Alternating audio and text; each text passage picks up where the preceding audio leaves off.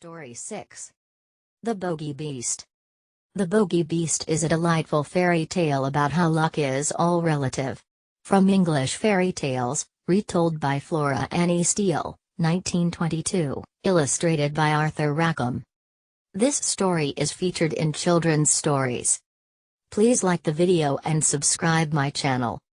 There was once a woman who was very, very cheerful, though she had little to make her so, for she was old, and poor, and lonely. She lived in a little bit of a cottage and earned a scant living by running errands for her neighbours, getting a bite here, a sup there, as reward for her services. So she made shift to get on, and always looked as spry and cheery as if she had not a want in the world. Now one summer evening, as she was trotting, full of smiles as ever, along the high road to her hovel, what should she see but a big black pot lying in the ditch. "Goodness me!" she cried, "that would be just the very thing for me if I only had something to put in it. But I haven't. Now who could have left it in the ditch?" And she looked about her expecting the owner would not be far off, but she could see nobody. "Maybe there is a hole in it," she went on, "and that's why it has been cast away. But it would do fine to put a flower in for my window, so I'll just take it home with me." And with that she lifted the lid and looked inside. "Mercy me!" she cried, fair amazed. "If it isn't full of gold pieces! Here's luck!" And so it was, brimful of great gold coins. Well, at first she simply stood stock still, wondering if she was standing on her head or her heels. Then she began saying, "Lawks! But I do feel rich. I feel awful rich." After she had said this many times, she began to wonder how she was to get her treasure home. It was too heavy for her to carry, and she could see no better way than to tie the end of her shawl to it and drag it behind her like a go-cart. "It will soon be dark," she said to herself as she trotted along. "So much the better. The neighbours will not see what I'm bringing home, and I shall have all the night to myself, and be able to think what I'll do. Mayhap I'll buy a grand house and just sit by the fire with a cup of tea and do no work at all like a queen. Or maybe I'll bury it at the garden foot and just keep a bit in the old china teapot on the chimney piece. Or maybe, goody, I feel that grand I don't know myself." By this time she was a bit tired of dragging such a heavy weight, and, stopping to rest a while, turned to look at her treasure. And lo! It wasn't a pot of gold at all. It was nothing but a lump of silver. She stared at it, and rubbed her eyes, and stared at it again. "Well, I never," she said at last. "And me thinking it was a pot of gold. I must have been dreaming. But this is luck.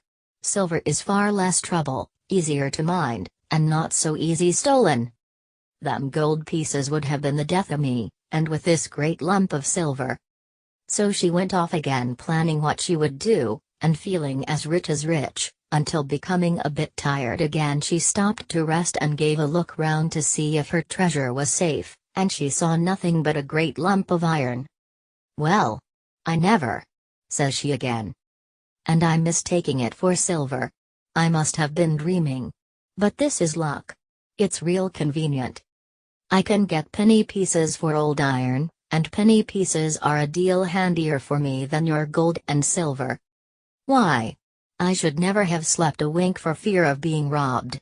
But a penny piece comes in useful, and I shall sell that iron for a lot and be real rich, rolling rich."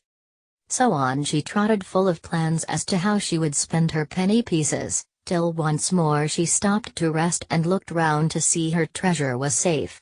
And this time she saw nothing but a big stone. "Well, I never!" she cried, full of smiles. "And to think I mistook it for iron.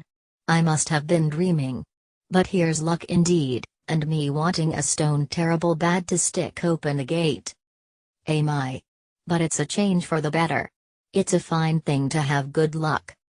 So, all in a hurry to see how the stone would keep the gate open, she trotted off down the hill till she came to her own cottage. She unlatched the gate and then turned to unfasten her shawl from the stone which lay on the path behind her. Aye! It was a stone sure enough. There was plenty light to see it lying there, and peaceable as a stone should. So she bent over it to unfasten the shawl when, oh my! All of a sudden it gave a jump, a squeal, and in one moment was as big as a haystack. Then it let down 4 great lanky legs and threw out 2 long ears, nourished a great long tail and romped off, kicking and squealing and whinnying and laughing like a naughty, mischievous boy. The old woman stared after it till it was fairly out of sight, then she burst out laughing too. "Well," she chuckled, "I am in luck. Quite the luckiest body hereabouts. Fancy my seeing the Bogey Beast all to myself, and making myself so free with it too. My goodness! I do feel that uplifted, that grand." So she went into her cottage and spent the evening chuckling over her good luck.